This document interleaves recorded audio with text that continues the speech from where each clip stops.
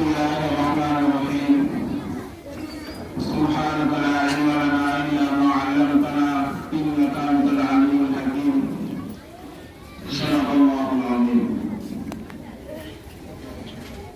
شيخ الحديث والمحترم والعظيم حضرت مولانا مفتی حسن علی صاحب اور اسی طرح حضرت مولانا نسیم احمد صاحب، جب یہاں پر میرا آنا ہوا اور جیسی یہ عمارتیں دیکھی، اس وقت اول رہنے کے اندر یہ بات آئی کہ اللہ تعالیٰ نے ان دونوں مخلص حضرات سے کرامت کا ظہور فرما لیا، اس لیے کہ کم وقت ہے، کام زیادہ ہے، اور اللہ تبارک و تعالیٰ محنت اور فکر کرنے والوں کی کوششوں کو قبول فرماتے ہیں اور راستوں کو ہموار اور استوار کر دیتے ہیں۔ ہمارے سامنے ہمارا دین، ہمارا مذہب دین اسلام، جس کی بنیاد رکھی گئی رسول پاک صلی اللہ علیہ وسلم نے، اور اس زمانے کا حال ہم گزرا غور سے دیکھیں۔ دنیاوی اعتبار سے، ظاہری اعتبار سے بے سر و سامانی، مادیت کا نام و نشان نہیں، دنیا کی رونق اور دنیا کی شان و شوکت سے بے خبر علاقہ۔ اس علاقے کی طرف میرا ذہن گیا اور وہ علاقہ مجھے یاد آ گیا کہ اللہ تعالیٰ نے دو مخلص حضرات کی برکت سے اس بیاب و گیاہ کے اندر اور اسی طرح اس جنگل کے اندر اللہ تعالیٰ نے منگل کو قائم کر دیا، یعنی آباد کر دیا۔ اور قاضی صاحب نے جو نظم کے اندر ایک جملہ کہا تھا کہ مدینہ کے اندر زندگی کو ولولہ ملتا ہے، جس طرح مدینہ کے اندر زندگی کو ولولہ ملتا ہے، مدینے والے کی تعلیم سے بھی زندگی کو ولولہ ملتا ہے۔ جس طرح اللہ تعالیٰ نے مدینے کے ذریعے سے ولولہ عطا فرمایا ہے زندگی کو، اللہ تعالیٰ ان مخلص کے اداروں کی برکت سے زندگی کا ولولہ پوری دنیا کی عورتوں کے اندر اور پوری دنیا کے انسانوں کے اندر اللہ تعالیٰ قائم کرے گی انشاءاللہ۔ عزیز سامعین اور محترم حضرات علماء کرام، یہ جو کام کیا جا رہا ہے یہ کام اللہ کا ہے، اور اللہ تبارک و تعالیٰ ہی اس کام کو مکمل کرنے والے ہیں۔ اور اللہ تعالیٰ نے قرآن کریم کے اندر ارشاد فرمایا وَالَّذِينَ جَاهَدُوا فِينَا لَنَهْدِيَنَّهُمْ سُبُلَنَا وَإِنَّ اللَّهَ لَمَعَ الْمُحْسِنِينَ۔ جو لوگ ہمارے راستے کے اندر کوشاں ہوتے ہیں، محنت کرتے ہیں، دوڑ دھوپ کرتے ہیں، جہاد کرتے ہیں، ہم ان کے لیے کئی راہیں کھول دیتے ہیں اور کئی راہوں کے ذریعے سے مدد فرمایا کرتے ہیں اور کئی راہوں کے ذریعے سے ان کی رہبری ان کو رہبری دیا کرتے ہیں۔ تو انشاءاللہ اللہ تعالیٰ کی ذات سے امید ہے کہ جس اللہ نے اتنے کم وقت کے اندر اس ادارے کو تعلیم کے ساتھ آباد فرمایا، تربیت کے ساتھ بچیوں کی بہترین تربیت فرمائی، وہی اللہ تبارک و تعالیٰ کی ذات سے امید رکھتے ہیں کہ اللہ تعالیٰ اس کی ہر ضرورت کو مکمل فرمائے گا، اور اللہ تعالیٰ مکمل فرما کر اس ادارے کے ذریعے سے پوری دنیا کے اندر ہدایت کا ذریعہ بنے گا۔ جس علم کو اور جس دین کو ہم حاصل کرنے کے لیے یہاں آئے ہیں اور یہاں ہمارا جس اعتبار سے بھی جمع ہونا مقدر ہے، وہ علم شروع میں محنت چاہتا ہے، شروع میں فکر چاہتا ہے، اور شروع کے اندر رات اور دن ایک کرنا پڑتا ہے۔ وہ علم جس اسی لیے حضرت امام احمد رحمۃ اللہ علیہ سے غالباً کسی نے پوچھا تھا کہ علم حاصل کرنے کا زمانہ کیا ہے، تو انہوں نے بتلایا تھا من المہد الی اللحد، گہوارے سے لے کر قبر تک. تو جس طرح علم حاصل کرنے کے لیے اتنا وقت ہے تو علمی اداروں کو حاصل کرنے کے لیے بھی کیا ہے اتنا ہی وقت نہیں. اور آہستہ آہستہ اللہ تبارک و تعالیٰ جس طرح علم کے اندر برکت عطا فرماتے ہیں اسی طرح علم اداروں کی ہر ضرورت کو اللہ تبارک و تعالیٰ مکمل فرمائیں. عزیز سامعین، اللہ تبارک و تعالیٰ کا لاکھ لاکھ شکر ہے کہ اللہ تبارک و تعالیٰ نے ہمیں ایسا دن عطا فرمایا کہ جس دن کے اندر ہمیں احساس ہو رہا ہے کہ دنیا ہر طرح کی شان و شوکت سے مالا مال، گرمیوں کا زمانہ ہے، کہیں لوگ ٹھنڈے مشروبات سے مست اور مزے لے رہے ہیں اور کہیں ٹھنڈے ٹھنڈے مکانات کے اندر ٹھنڈی ٹھنڈا ایسی حاصل کر کے اپنی زندگی کا لطف حاصل کر رہے ہیں. لیکن یہ ساری کی ساری چیزیں مادیت کے اعتبار سے، اس کا تعلق دین سے نہیں ہے، صرف دنیا سے. اور ہم یہاں پر جب جمع ہوئے ہیں اور یہاں پر اس پریشانی کی حالت کے اندر ہم یہاں پر علم حاصل کر رہے ہیں، اس کا تعلق اللہ تعالیٰ کی ذات سے، اس کا تعلق رسول پاک صلی اللہ علیہ وسلم کی ذات کے ساتھ ہے، اس کا تعلق اللہ تبارک و تعالیٰ کے علم کے ساتھ ہے جس کو علم الہی کہا جاتا ہے، قرآن کے ساتھ ہے اور احادیث کے ساتھ ہے. اور دنیا کے اندر جس چیز کا بھی تعلق قرآن کے ساتھ ہو جاتا ہے اور احادیث کے ساتھ ہو جاتا ہے، اللہ کے ساتھ ہو جاتا ہے، رسول پاک صلی اللہ علیہ وسلم کے ساتھ ہو جاتا ہے، وہ فنا نہیں ہوتا. اس لیے کہ دنیا سے رخصت ہو چلے جائیں گے اور دنیا سے رخصت ہونے کے بعد اس کا اثر، اس کا اجر، اس کا بدلہ اللہ تبارک و تعالیٰ قیامت کے دن عطا فرمائیں. اسی لیے کل من علیہا فان ویبقی وجہ ربک ذو الجلال والاکرام، دنیا کی ہر چیز فانی ہے. اس سے مراد علماء کرام اور بزرگان دین سے سنا ہے ہر چیز فانی ہونے کا مطلب یہ ہوگا کہ وہ چیز جس کا تعلق اللہ کے ساتھ نہ رہے، وہ چیز جس کا تعلق رسول پاک صلی اللہ علیہ وسلم کے ساتھ نہ رہے، یعنی اس کو فنا ہونے والی ہے، اس کا بدلہ مرنے کے بعد نہیں ملے گا.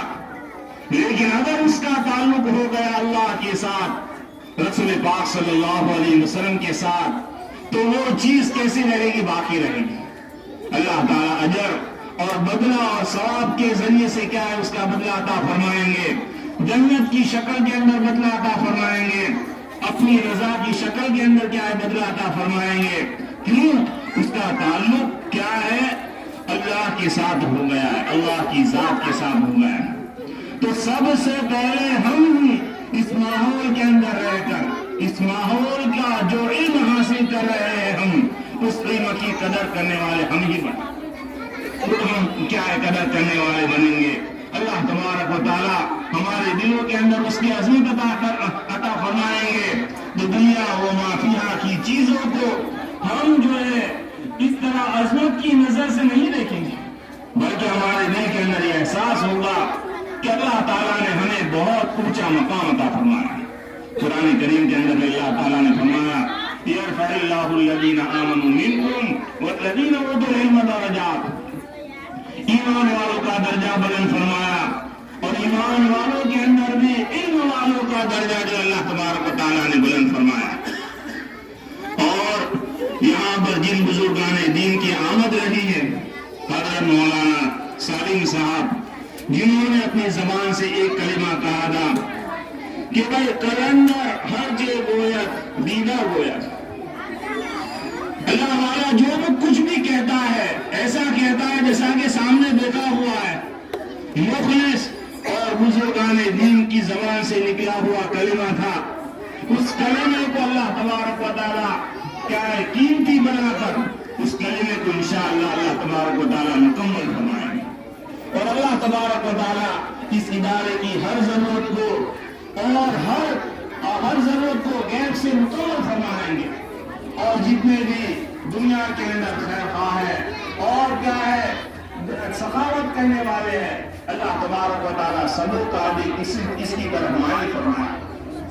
اور معزز سامعین، ایک اور بات کہ بھائی ہم یہاں پر آئے ہیں، اللہ تبارک و تعالیٰ نے ہی ہمیں بھیجا ہے.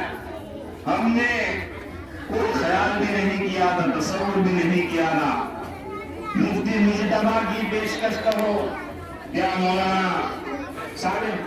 حسن عین صاحب کا اخلاص کرو کہ کس وجہ سے کیسے پروگرام تیار ہو گیا، ہمیں کسی کو پتا نہیں. مجھے تو پتا ہی بس مختصراً فون پر بات ہوئی تھی، اسی پر کیا ہو گیا. مفتی مجتبیٰ صاحب یہ کہہ کر چھٹنا چاہتے ہیں کہ بھائی میں تو مہمان نہیں ہوں، میزبان ہوں. تو مہمان اور میزبان آپ دونوں ہیں. مہمان کا شرف بھی ملا ہے اور میزبان کا بھی شرف ملا ہے. ہماری خدمت نہ کرنی ہے تو میزبان نہ بنو. اس لیے یہ ہماری محبت ہے، اس کے لیے ہم ان کو کیا کہا کرتے ہیں. ورنہ ہماری مدار نہیں کہ ایسے علمی شخصیت کے سامنے زبان کو کھولو. میں تو ایک معمولی سا آدمی ہوں، کوئی بڑا نہیں ہوں. اور اللہ تعالیٰ ان لوگوں کی خدمت کی وجہ سے، ان لوگوں سے ہمیں مستفید ہونے کی توفیق عطا فرمائے. یہی نیت اور جذبہ، اور کوئی جذبہ نہیں ہے کہ اللہ تعالیٰ کوئی کام لے لے اور اس کام کے ذریعے سے دنیا اور آخرت کے اندر اللہ تبارک و تعالیٰ نجات کا ذریعہ بنا دے. انشاءاللہ میں بھی قاضی صاحب کی طرح ہمت دلاتا ہوں اور کوشش پوری کروں گا کہ جہاں تک جس اعتبار سے بھی مجھ سے تعاون ہو سکے گا، چاہے اپنی ذات کے اعتبار سے، چاہے دوسروں کے اعتبار سے، چاہے زبان کے ذریعے سے جو لگ سکے گا، میں بھی انشاءاللہ پوری کوشش کروں گا کہ اللہ تبارک و تعالیٰ میری ذات کے ذریعے سے اس مدرسے کی اور اس مدرسے کی ضروریات کی جتنی بھی ضرورت ہو اللہ تبارک و تعالیٰ پوری کرا. اور قاضی صاحب نے جو ارادہ فرمایا ہے اللہ تبارک و تعالیٰ اس کو بھی مکمل فرمائے اور ان کے لیے بھی راستوں کو ہموار کر دے، تاکہ ہمارے حضرت مولانا حسن عین صاحب کو جو ہے آج عافیت ہو جائے اور کام کا میدان اور کام کی فکر اور بڑھ جائے. کل جیسا کہ پروگرام کے اندر ایک بات ان کی سنی کہ سب سے پہلی زمان کے اندر انہوں نے کہہ دیا میں 5 مدرسوں کی ذمہ داری اٹھاؤں گا.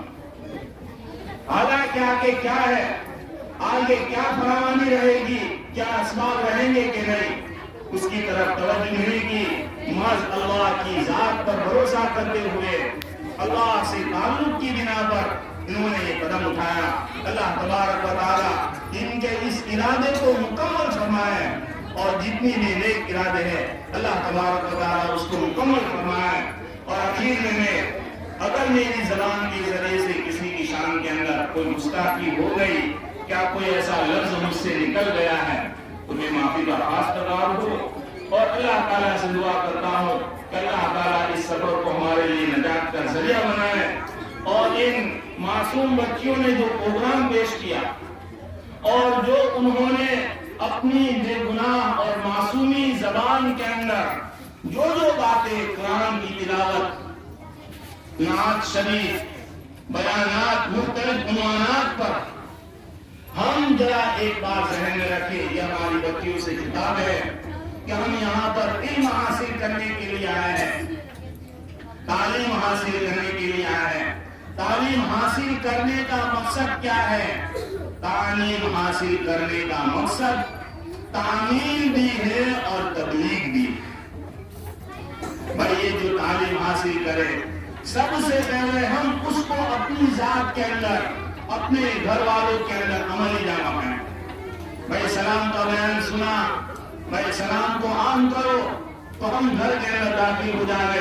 گھر کے اندر کیا ہے، ہمارے بھائی بہنوں سے، والدین سے، رشتہ داروں سے ملے تو ہم اپنی زبان کے ذریعے سے، بلند آواز کے ذریعے سے گھر کے اندر، باہر میں گھر کے اندر، تاکہ کیا لوگوں کو نصیحت حاصل ہوئے السلام علیکم تو کہیں گے اس طرح بچیا. تو تعلیم کے ساتھ ساتھ تعلیم. اب یہ تعلیم کے بعد ہمارا تیسرا نمبر ہے تبلیغ.